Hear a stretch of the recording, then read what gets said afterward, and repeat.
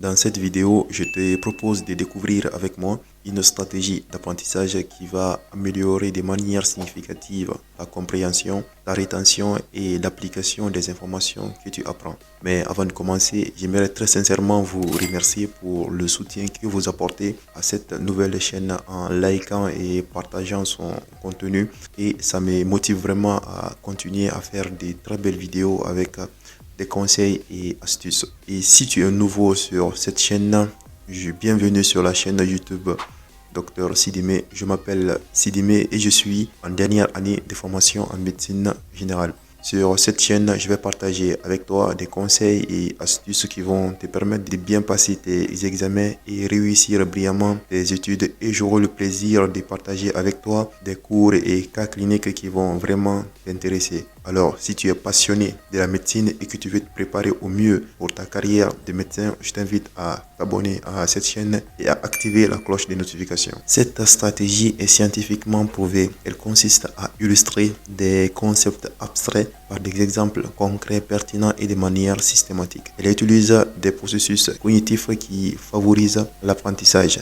Elle permet d'ancrer dans le réel le concept abstrait et faciliter sa visualisation par le cerveau et de créer un lien entre la théorie et la pratique. Elle permet aussi d'associer le concept étudié ou la notion étudiée à nos sens, comme la vue ou l'ouïe, et aussi diminue le caractère abstrait de l'idée que nous étudions en présentant de manière plus tangible et concrète des concepts complexes. Cette technique suscite de l'émotion en nous, rendant l'information plus mémorable. Alors, quand est-ce qu'on peut utiliser les exemples concrets? Cette stratégie d'apprentissage peut être utilisée chaque fois que nous découvrons de nouveaux termes, de nouvelles définitions, de nouveaux concepts sur lesquels on n'a pas forcément beaucoup de connaissances. Et elle peut s'avérer vraiment très efficace. Maintenant, comment utiliser les exemples concrets? Il faut d'abord récupérer tous les exemples utilisés par le professeur et ensuite aller chercher d'autres exemples dans les livres et sur Internet. Mais il faut s'assurer de la pertinence de ces exemples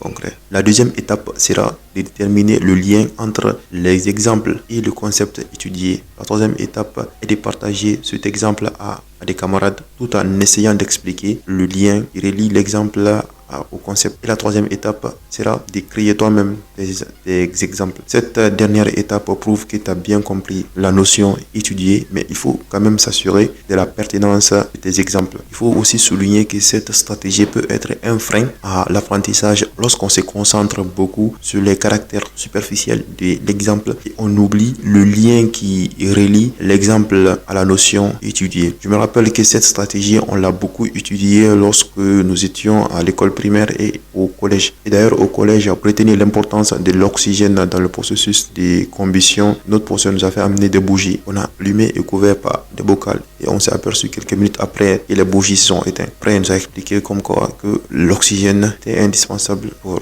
la combustion. Tu peux aussi continuer à utiliser cette stratégie en médecine lorsque tu es en train d'apprendre une nouvelle maladie. Tu peux l'associer à des cas cliniques, à des histoires réelles des patients afin de mieux comprendre et retenir les informations relatives à cette maladie. Et on arrive à la fin de cette vidéo. Si tu l'as aimé, bien sûr, je t'invite comme toujours à mettre un pouce bleu, à partager la vidéo et si tu es nouveau, je t'invite à t'abonner à la chaîne pour ne pas rater les prochains conseils et astuces. Et moi, je te dis à la prochaine vidéo.